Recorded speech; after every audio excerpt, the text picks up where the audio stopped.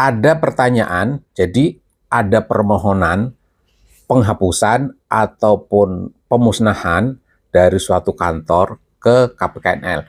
Barangnya ini adalah barang yang kalau jatuh ke tangan pihak lain dan pihak lain itu tidak bertanggung jawab, maka ini bisa disalahgunakan. Nah, pertanyaannya adalah terhadap barang seperti itu, bagusnya apakah dilakukan penghapusan atau dilakukan pemusnahan?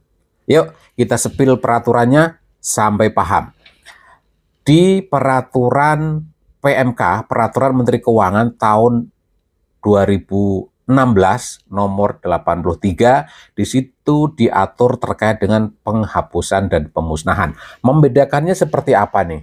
Kita lihat di pasal 6 terkait dengan apa-apa yang bisa dilakukan pemusnahan.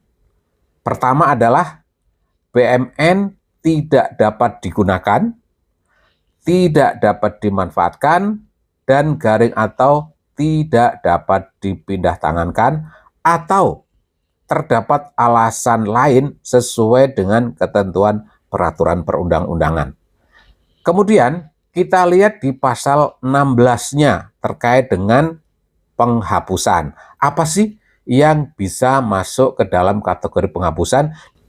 Nah, di pasal 16-nya PMK 83 tahun 2016 disebutkan bahwa terhadap BMN yang sudah tidak berada dalam penguasaan pengguna barang, maka ini bisa dilakukan penghapusan. Kenapa tidak berada dalam penguasaan pengguna barang? Ada beberapa sebab, banyak sekali penyebabnya. Misalnya karena sudah diserahkan kepada pengelola barang, karena adanya pemindah tanganan, karena adanya pemusnahan, dan sebab-sebab yang lain. Tapi intinya adalah barang itu sudah tidak dikuasai. Nah, kembali ke barang yang kita bahas tadi. Barangnya tadi masih ada, cuman ini kalau jatuh ke tangan yang tidak bertanggung jawab, maka dikhawatirkan bisa disalahgunakan. Berarti kalau kita lihat dari definisi pasal 16 dan kemudian pasal 6 tadi, ya ini lebih tepatnya ke pemusnahan, karena barangnya masih ada.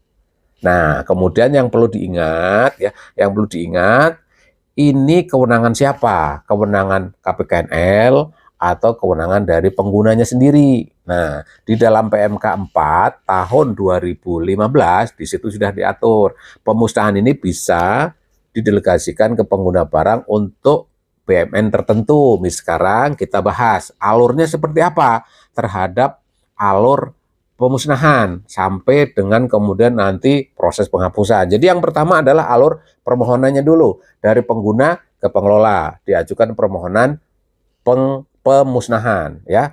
Kemudian tentunya pengelola akan melakukan penelitian, kalau memang itu layak dilakukan pemusnahan, keluarlah yang namanya surat persetujuan pemusnahan. Dengan dasar surat itu, pengguna kemudian melakukan pemusnahan dan dibuat berita acara pemusnahan.